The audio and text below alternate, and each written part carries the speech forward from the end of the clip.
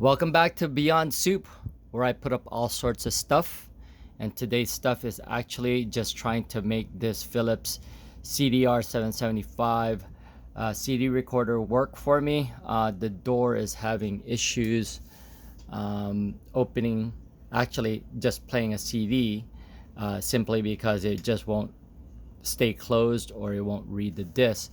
And I believe it's because of the door belt. So I'm gonna try and make this work and see what happens and changing it out, and I'll show you the process and hope that it works. So here's the problem right now. If I open it and I put in a disc and I close it, what it does is it just won't. I'll try to read, and I don't think it'll read right now, or maybe it will just because I'm filming it. And oh wow, again another issue of actually playing.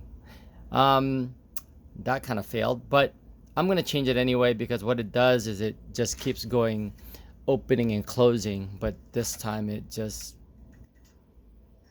will stay closed. Oh wow, this is just kind of camera karma or something. Anyway, I'm gonna just do it anyway, just because I want to make sure that this thing always works. So I will swap out the door belt. So I've gone ahead, took the top off, and what you'll see is a drive here, and there'll be 4 screws, and I'll take that off. Okay, I'm down to the last screw, so I'm gonna go ahead and take that out and pull this up here. The hardest part is trying to do this with one hand at the same time, getting this out. Hold on. Right, so I went ahead and started taking these the cables off of here, the flat cables and everything else. Undo that, kind of loosen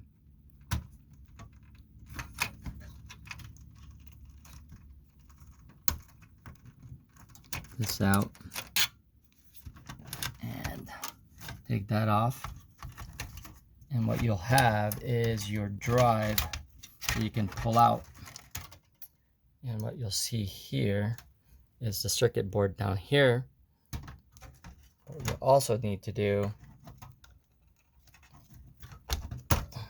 hold on.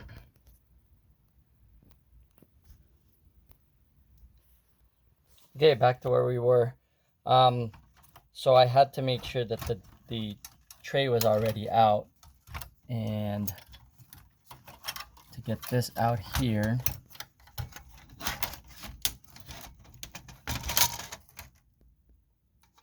you'll notice that with the tray out, that the belt is really exposed. So this is a great thing. Usually, or a lot of times, it's not, so it's harder to get to.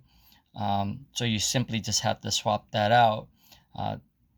There's times when I've had these players that again just won't work just because of this belt. It's just trying to open and close, and once it closes, it can't latch on, and it won't start to play. So anyway, just wanted to show you this and see and make sure that we can swap these belts out and make it work properly. I just take my tweezers, simply pull it out, and here's the old one. And here's a new one. And you'll notice here that the older one it's really misshaped, so it doesn't always work properly.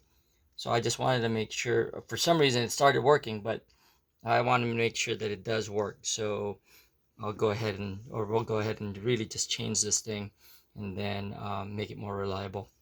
Okay. All right, so let's just take this thing. Again, trying to do this with one hand is quite difficult, so I may have to just install it and then again pause it and install it and then just show you the end result, but I'll try anyway. There you go.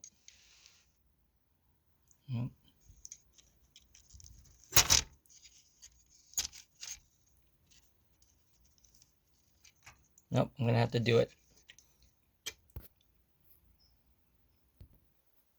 Okay, yeah, I really needed two hands to do that. So I got it in there, and let me put all these cables back in.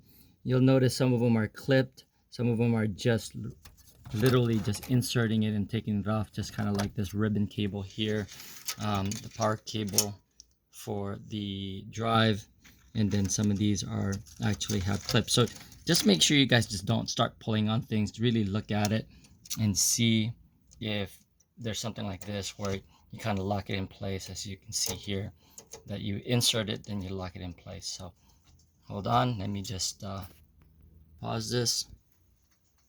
Okay, here we are again. I was able to just put this back again, making sure that these clips go back in tightly just by pushing it in, and again releasing it if you're trying to take it off.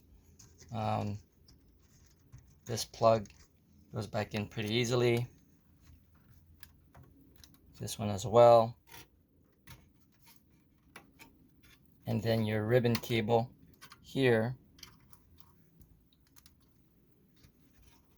just make sure you line it up properly. Again, kind of hard to do it when you're trying to do it with one hand.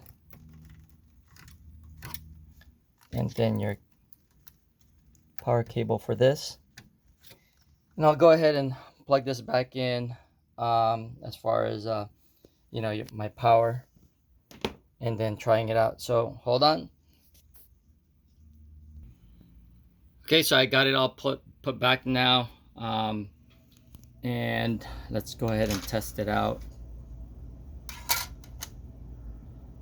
I just feel so much better that I changed that belt, because earlier before I started videotaping, it was just really failing on me. Unfortunately, we didn't catch it that way. It just started to do it. So again, one of those filming karmas or something like that. But now it opens and closes nicely, and it reads the disc every single time now. So we're in good shape. I am going to do a video on actually recording, so you'll see that later on, but again, I just wanted to show you this.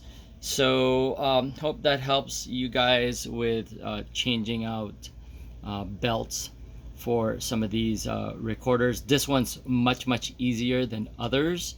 The Philips one is pretty open, so as you can see, as soon as you open it, you will find the belt right under here. So you do need to take the mechanism out in order to get to it, but it's pretty simple. So good luck if you guys are trying to do that, and this one's working nicely, so we're good. All right, that concludes this video from Beyond Soup. If you want to subscribe to this channel, again, I do a little tidbits of all kinds of stuff, all sorts of stuff is how I want to explain it. So it could be anything from electronics to just doing crazy stuff, or just filming something like something entertaining. So all right, good luck, thanks.